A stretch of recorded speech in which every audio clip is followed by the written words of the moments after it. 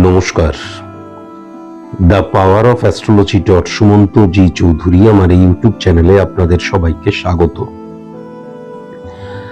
আমি এখন আলোচনা করব কুম্ভ রাশির জাতক জাতিকাদের বাংলার মাস পৌষ মাস,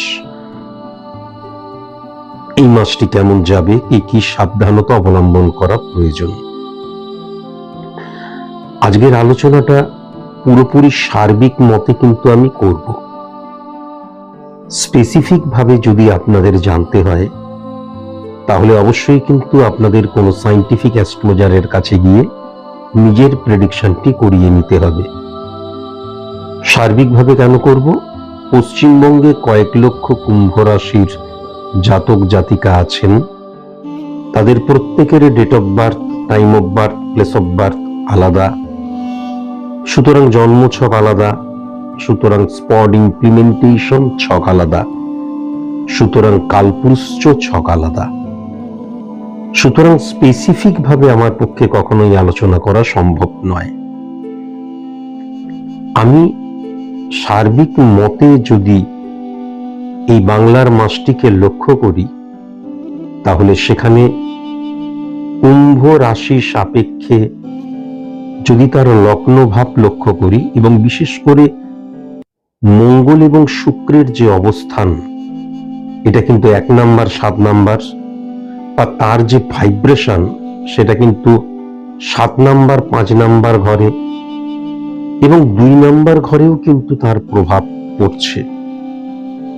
যখনই মঙ্গল এবং শুক্রের একত্রীকরণ পজিটিভ ভাবে রিফ্লেক্ট ক্রিয়েট করে এবং রিফ্লেকশনের মধ্যে দিয়ে একটি গ্রহ আরেকটি গ্রহকে পজিটিভ ভাবে নয় একত্রীকরণ, নয় দৃষ্টি বিনিময়, নয় ভাইব্রেশন ক্রিয়েট করে, তখন ডেফিনিট ভাবে বলা যায় যে এই বাংলার মাসটি পৌষ মাসটি সাপেক্ষে কুম্ভ রাশির জাতক জাতিকাদের কিন্তু ফাটকা রিলেটেড জায়গাটা লক্ষ্য করা যাচ্ছে।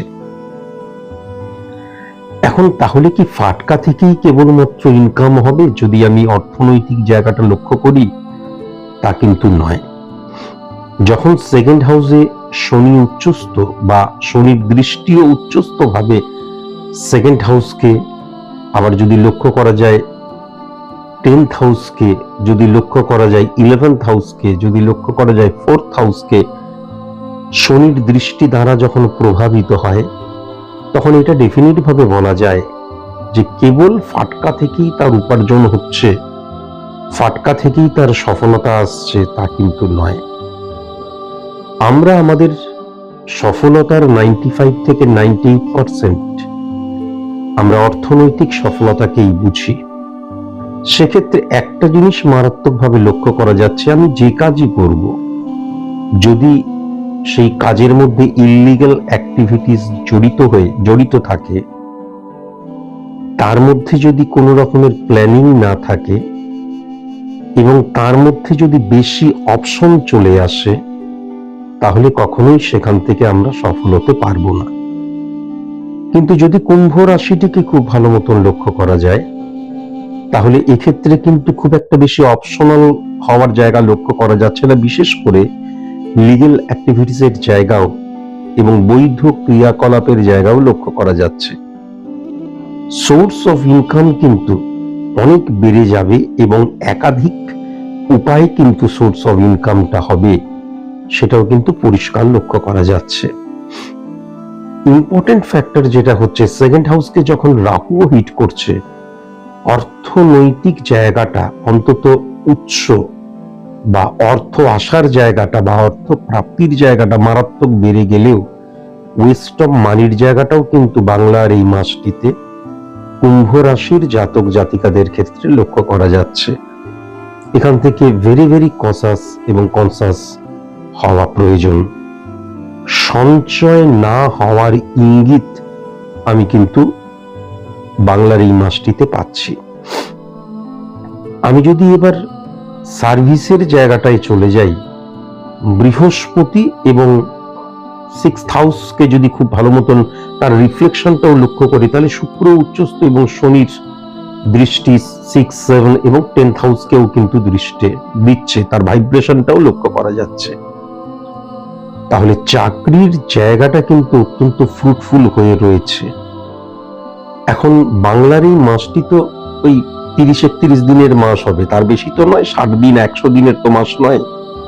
সুতরাং এই সময় যে অপরচুনিটি গুলো আসবে, সেই অপরচুনিটি গুলোকে যদি আমি কাজে লাগাতে পারি, তাহলে 2026-এ কিন্তু আমি ভালো আমার মনোমতো চাকরি পাওয়ার জায়গাটা লক্ষ্য করতে পারছি।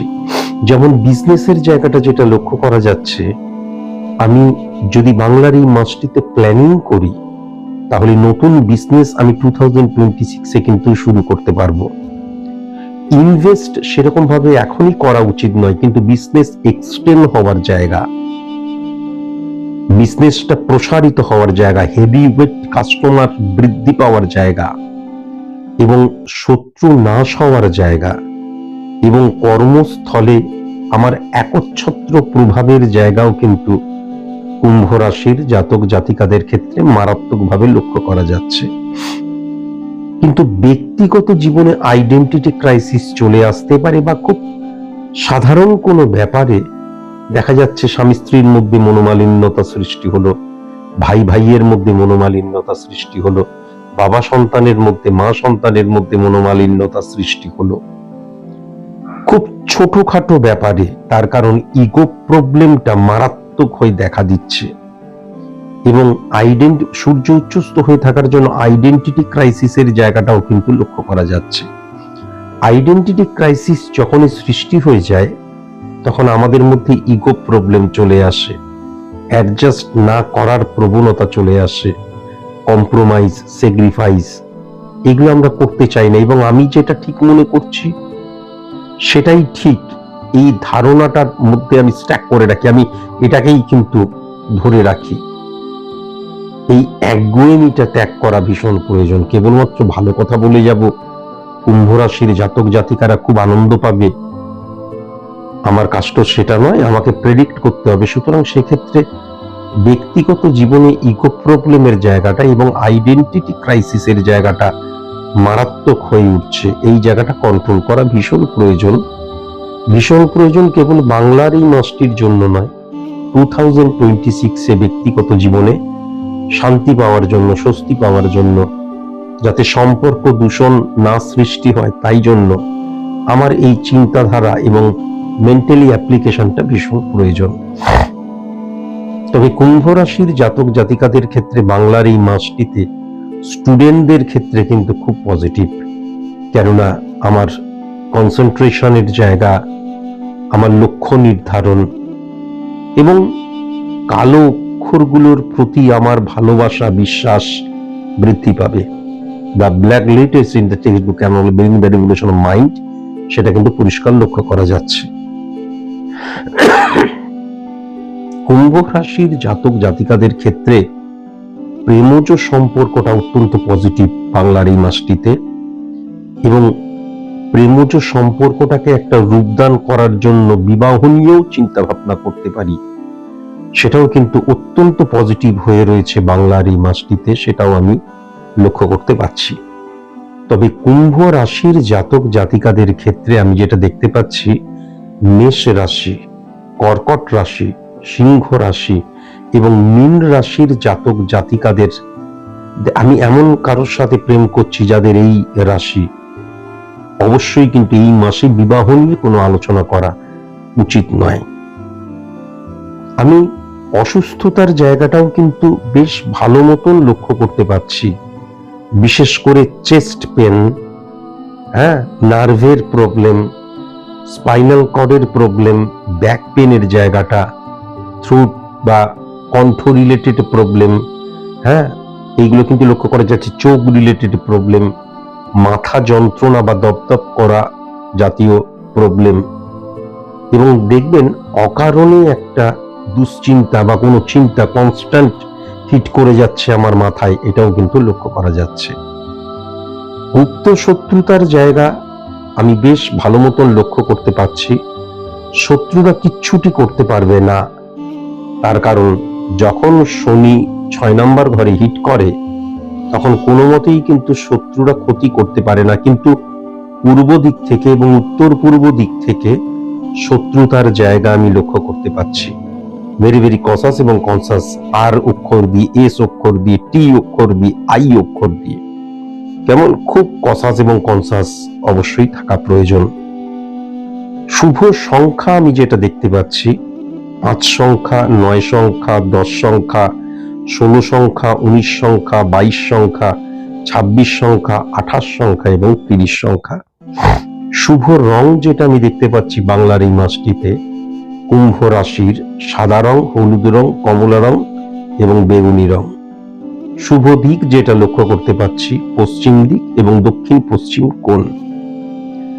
আর শুভ অক্ষর যেটা লক্ষ্য করতে পাচ্ছি, সি অক্ষর, কে অক্ষর, এম অক্ষর, এন অক্ষর, ও অক্ষর, পি অক্ষর, ভি অক্ষর, এগুলো কিন্তু শুভ অক্ষর আমি দেখতে পাচ্ছি। আমি শুধু একটা কথাই বলবো যে কুম্ভ রাশির জাতক জাতিকাদের সাথে এই মাসটাতে কিন্তু বিশেষ করে কর্কট রাশি, মীন রাশি, সিংহ রাশির বন্ডিং ঠিক মতন হবে না। এই রাশির জাতক জাতিকাদেরকে একটু এড়িয়ে চলাই ভালো। যাই হোক, আমি ছোট ছোট করে ডিটেলিং করার চেষ্টা করলাম, বোঝাবার চেষ্টা করলাম। আশা করি আপনাদের কাজে লাগবে। আজকের মতন এইটুকুই। নমস্কার।